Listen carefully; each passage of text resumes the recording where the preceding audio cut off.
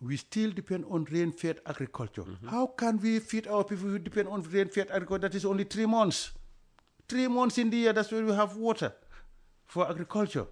You go to Kenya, they have 2 rainy seasons. You can cultivate year-round. Very precarious 3 months. Yeah, that's not even. We call rainwater variability. Yeah. It can be drought and etc., etc. So you need to irrigate. So you need to irrigate. We have the water. I'll just touch on certain environmental aspect also on irrigation. When we look at this, we looked at how not to waste water. You know, irrigation, the way we irrigate, we are wasting about 40% of the water. Because it's just going like that, going to where it is needed and where it is not needed. That's why in the past 10, 15 years, you have drip irrigation. Drip irrigation, the pipes go to each plant and it drops. So it goes where it is. Now with AI, AI can tell you how much water this plant needs and when. I believe in AI, we work with it. AI can tell you that this plant needs water, it needs so many milliliters, and it will open and drop it. Yeah, the more you talk about the future, the more you see that the future is AI. The future is AI. We have what we call wastewater. You know, every country has wastewater. We call it non-revenue water. 30% of our water that NAWEC is supplying is non-revenue water. They are going on leakages because of poor infrastructure or bad infrastructure. Those leakages throughout Africa, we've checked, we are losing 30%. We call it non-revenue because if I go on, it will be revenue. You know, now here we know where the leakage is when you see the water coming out. You know, in Egypt, Cairo, I went to the center and the AI was telling them 200 kilometers at this point, the water is leaking.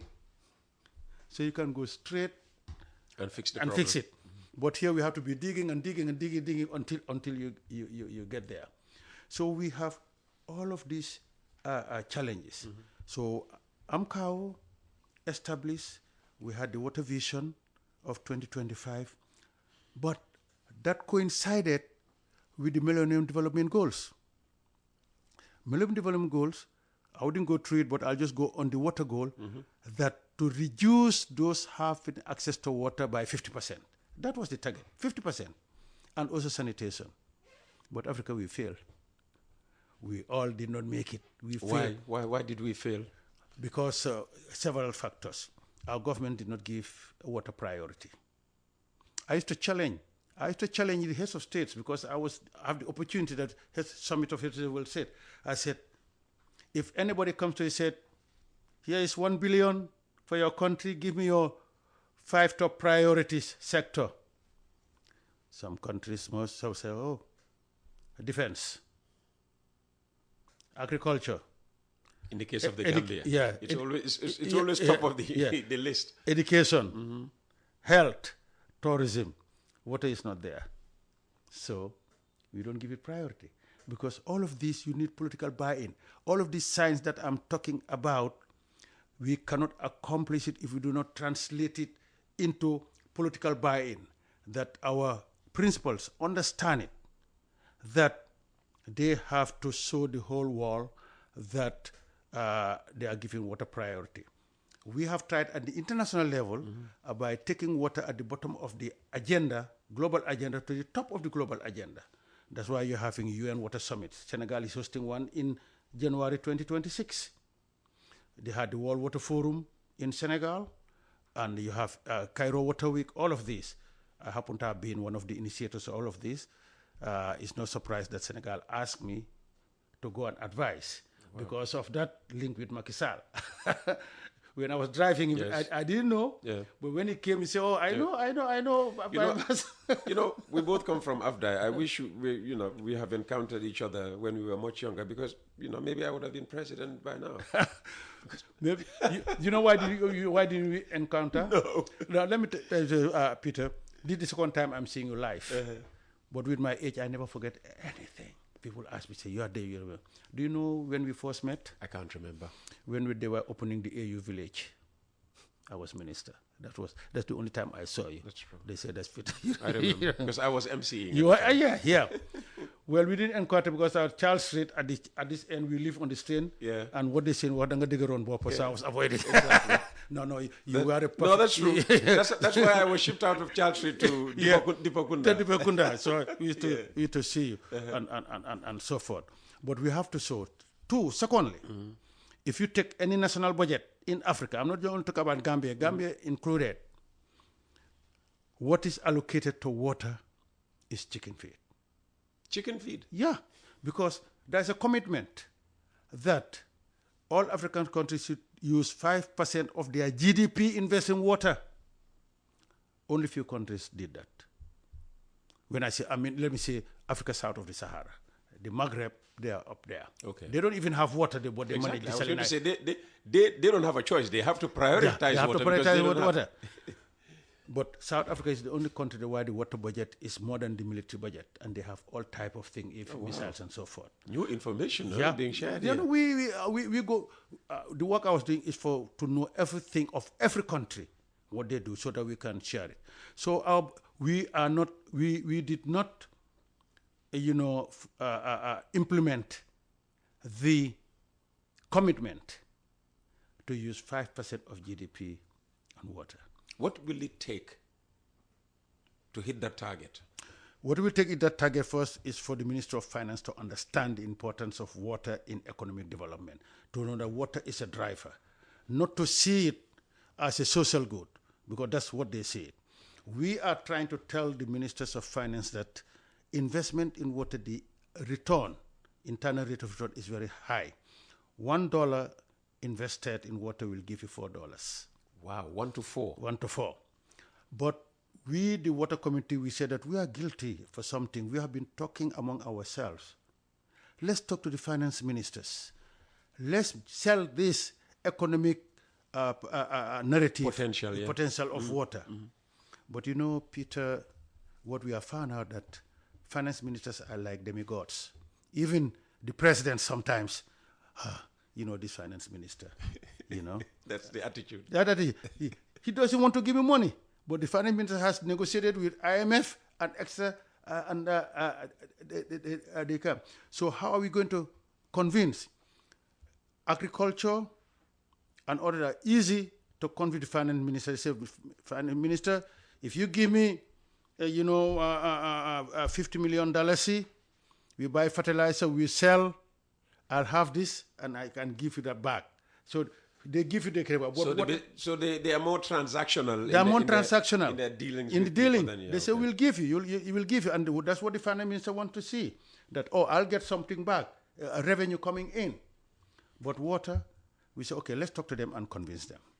As I said that they are like gods, you invite them to any of the water meetings, they wouldn't come. They are big, they wouldn't come. So we develop another Is that because they feel that, once they come, they'll be asked to invest all the time? They don't have our time. So, but we develop a strategy, said, if Mohammed doesn't go to the mountain, let the mountain go to Mohammed. That's what is proposed. Let's go to their meetings. So, annual Africa Development Bank meeting, which all the finance ministers will go. Let's go there and have a side event and invite them and market.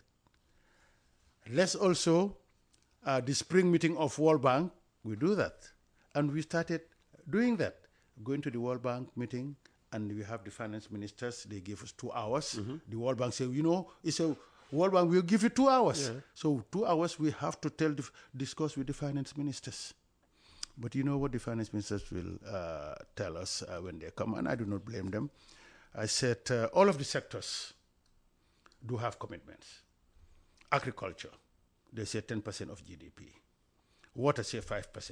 Education, said this. Okay. When the finance minister meets the arithmetic, it comes more than 100%. Yeah, of course. Because they see the bigger picture. Yes.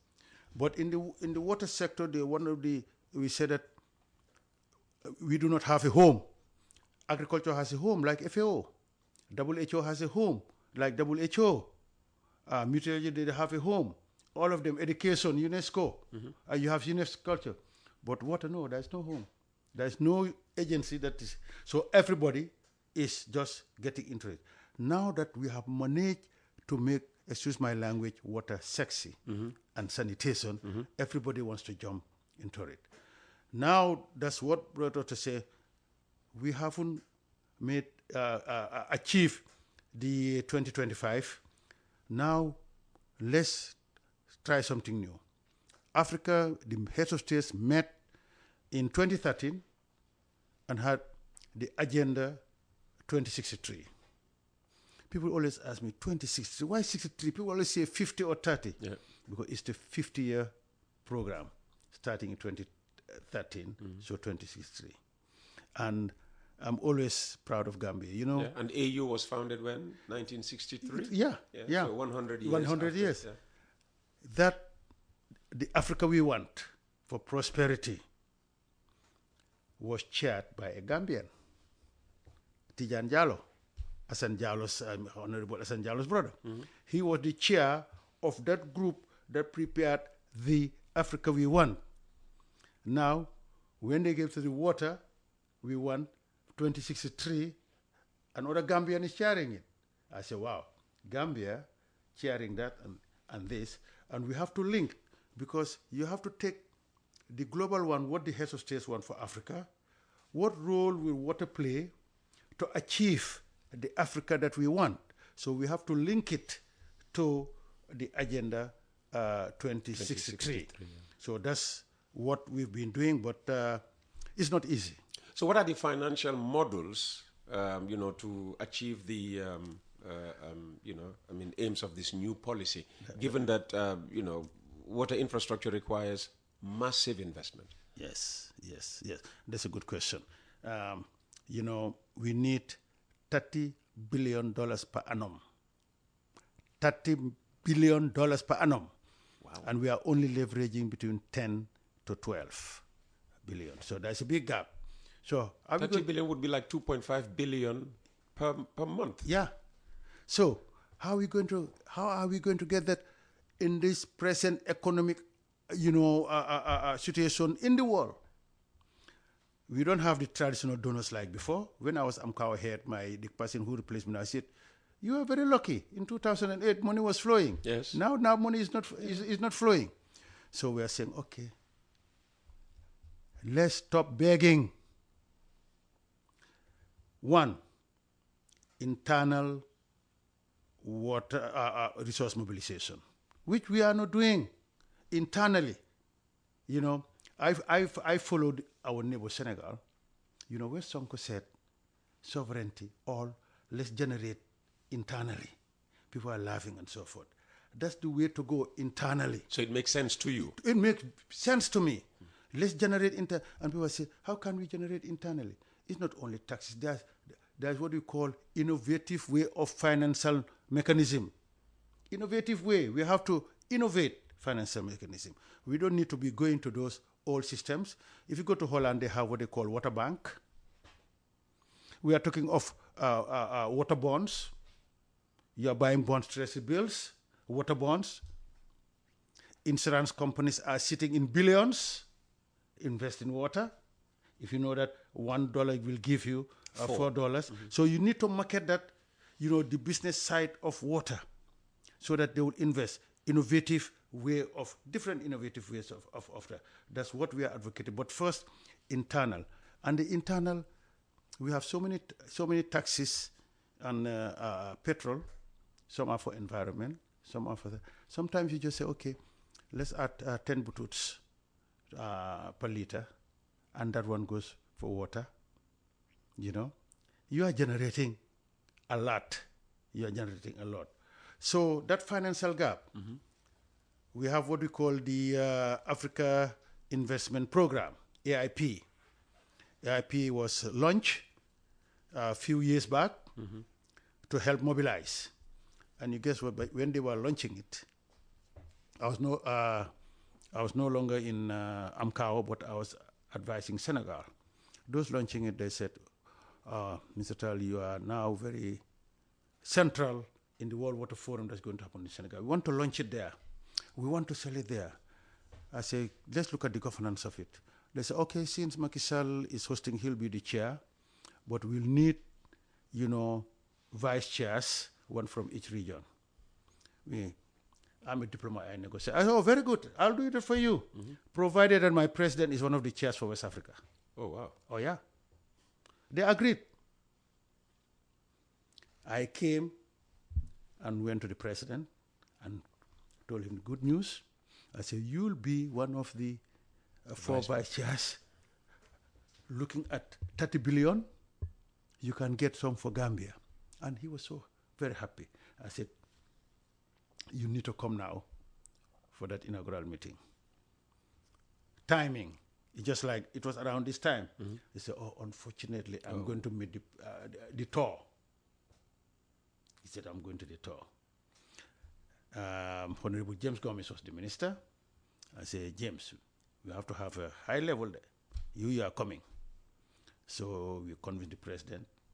The president sent the vice president. The vice president came. A big thing. The late vice president at the time, was it? No. Or the current one? No, the first vice president, Dr. Ture. Okay. Yeah. Dr. Isaac Ture. Yeah. But something interesting. At the opening ceremony of the whole forum, Maki said, okay, I'm going to let all these presidents to give a speech.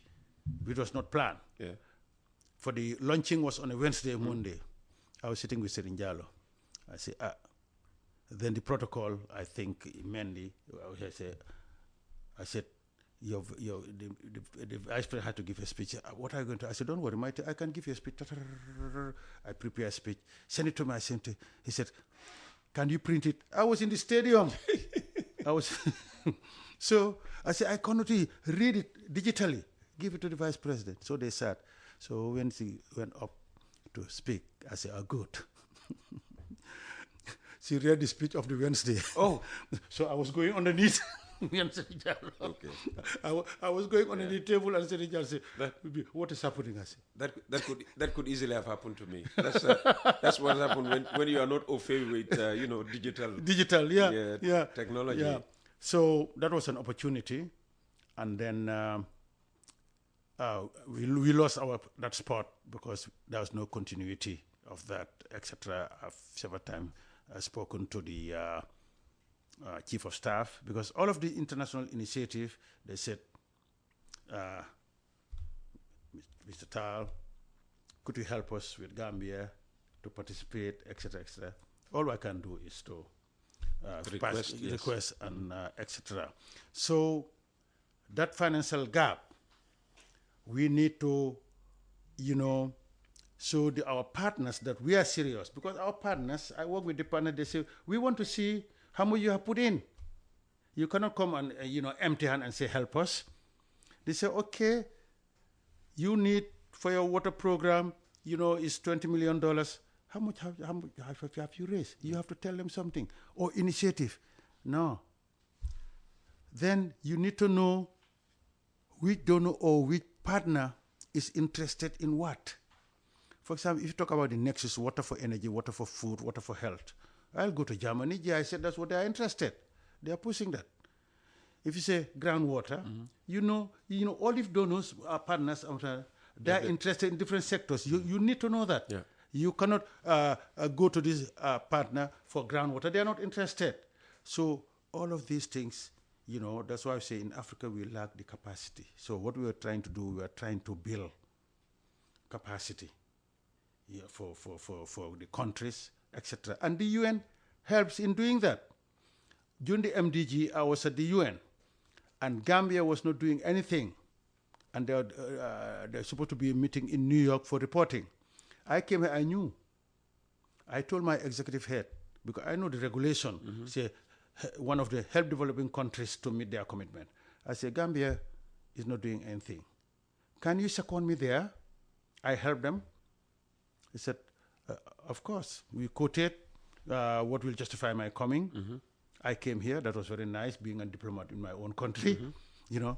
Peter, that's interesting. That's how I became minister. I was at the policy unit advising E.O. Kamara, who was one time Secretary General, had stroke, now ambassador to implementation on the MDG for 3 months at State House.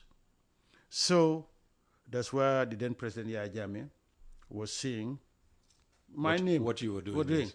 And Mamburi was PS1, and there was no Minister of Agriculture. So any file that goes to Mamburi Agriculture, he'll pass to me. That's in addition. So I was doing agriculture and everything. So when I was through to go back to Nairobi, I went to say goodbye to the president. For the first time meeting, I went. You know, what they say, he's trying to be smart. He said, "Where are you going?" As Mamburi, I've already appointed Minister of Agriculture. What I've seen you are doing in agriculture.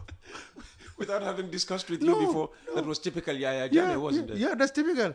I said, "Oh, Mr. President, thank you very much. But, you know, I came for secondment. If I accept it, I'm going to lose my retirement. I need to go and finish something. But let me tell you something, Mr. President. I'm very comfortable if I were your environment minister or your water minister. Agriculture, I wouldn't name anybody. I said, there is somebody who just retired from FAO. That guy in Gambia here was given a unit at the agriculture department. He turned it into department, and FAO grabbed him, and he's top agriculturalist in Africa, in charge of agriculture of a base in Accra. He has retired. He's here. I think that's the one you should get. He said, "You know him?" I said, "Yeah." Can you ask him? Very interesting. I went, this guy, you know, jokingly, I sat with him. I said, "Name him." I said, if you are made agriculture minister, will you accept? What he said, he calls me BMT, BMT. Then I keep on insisting, because Yaya Jammeh has given me his number, if he accepts. I said, "No, truly, will you accept?" You know, he said, "Well, I will say yes, because that's the remote, nobody knows me." Then I called the president and said, "Sir, he accept." I give it to him. So this guy was just saying, "Yes, sir, yes, sir, yes, sir." At the end, he said, "What has happened?" I said, "Do you know whom you are talking to?" Yes, I was talking to the president. He asked me, "What has happened?" "You are the water minister. You did what I said. That's what he was telling me." So instead of his appointment, they were discussing your appointment. Yeah. So, you know, that's how he knew me. I went back after I finished and got I came back.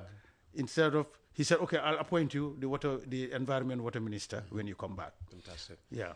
In the 6 to 7 minutes left for this, you know, first, you see, you've spoken for nearly an hour without realizing it. What legacy do you hope to leave in Africa's water governance landscape? Number one, which is the easiest, that I go to an international meeting and anywhere I'll come to your place and see that they don't give me mineral water, that the water comes from the tap. That's the objective. Okay. We want potable water to everybody to have access to potable water. That's number one. Number two, that sanitation becomes dignified. We are talking about ending open defecation.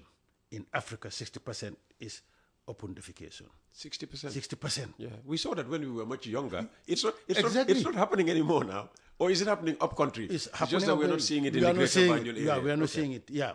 That's it. That, you know, our principals, the government's presidency, put water as priority and invest in water.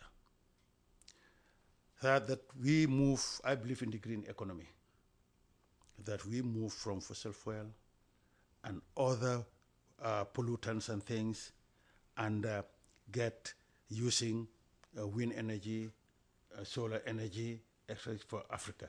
This, if we achieve, I think our grandchildren will have a future. Otherwise, they wouldn't have a future, because we are destroying our own what supports life. We are destroying that. But in terms of green energy, in the strides that have been taken so far, are you satisfied with them? No, I'm not. Well, I've looked at the master plan. You have to have a plan that says that, okay, year so and so it will be X percentage, year so and so is this percentage, and this is the end game. Yeah, so you have a pathway to get to that end game, but you cannot be taking that pathway at the same time bringing more generators. So when you take that pathway, that's what it is. And you should be building up on one and cutting down on the other. And cutting down on the other. Okay. But you are building one and that. Yeah. You know. Literally building both at the same time. Building both at the same time. When we get to the environment, I'll talk about that. When I introduced unleaded gas here, they said I was crazy. By the way, you're the Gambia's first trained environmentalist. Yes, we'll get to that. There's so much to get through. There's so much to get through. But just about your legacy, what you want Africa and the rest of the world, to remember you by. Yes, as I started talking about that also, and having that, and we'll talk about later that. CTWPG DNA, I'm a Pan-Africanist. I believe in Pan-Africanism. I want to be, that I've contributed in bringing, peace and security in Africa and integration in Africa. And what role can I play? We say that it's not only political ecosystems, watersheds. You start by watersheds, unifying the countries that share water, like Gambia, Guinea, Bissau, Senegal, unify them. You go to the Nile Basin, Niger Basin, you go to Limpopo, Orange Basin, unify all of those. That's a role that I can play because I'm in the water business. To be remembered that now Africa, what they've been talking about over 100 something to unified Africa, actually is happening using the basin approach, and Biomass has contributed to that. I was in Cairo with the minister when they were having problem with Egypt, because my job there was also to mediate. That's where the first time the water minister of Egypt and who? Ethiopia? And Ethiopia. Okay. That's the first time that the Egyptian minister, Hashim, said that we are going to use this for cooperation. We say that there is no other option. We have to cooperate. If we say that 60% of the waters in Africa are shared, so we have to cooperate. So the role I would like to we remember that I've contributed, and that making water a driver for economic development, fighting poverty, bringing proper health care, because we know that 65% of inpatients in hospital are there because of waterborne diseases. Is that so? Yeah, malaria, diarrhea, etc. We've got all of those statistics. So if you invest in water, you are reducing your health bill. True. Alhaji Biomass, we couldn't have started on a more engaging topic, and especially for you. You see, you've spoken for an hour without even realizing it. And there's much more to come. Thank you very much for launching this series with us. I'm sure more and more Gambians will benefit from your knowledge and, the continent as a whole from your expertise. Continent as a whole from your expertise. Continent as a whole.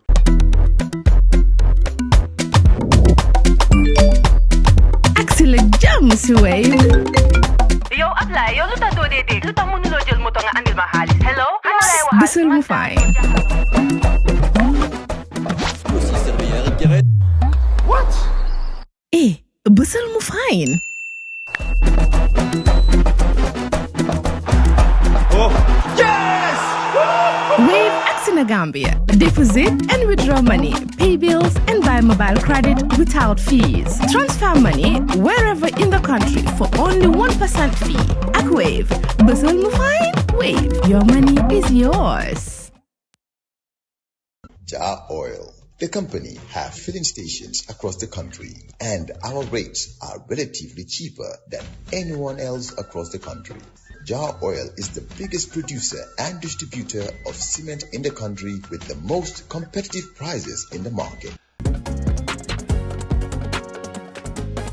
In the Gambia, we all move to different paces. Time is money, convenience is power, and now both are in your hands. No more long lines, no more late payments, no more missed chances. Not anymore. Because now the Gambia has its own super app, Zap. One app, one tap, endless convenience. Send money instantly, pay your bills in seconds, shop without borders, pay your rides, order your meal, buy your ticket, deposit and withdraw money for absolutely free. No extra charges, no hidden fees, only only on Zap Super App. This is not just convenience. This is confidence. This is the future in your hands. And the best part, Zap is born right here. Built for us, designed for every Gambian home, every Gambian dream. So don't wait in the past. Step into the future. Download Zap today on App Store and Play Store and enjoy endless free services. Call us today on our toll-free number 1666 or on 260-0001. Zap, all in one, all for you. Tap in, zap in.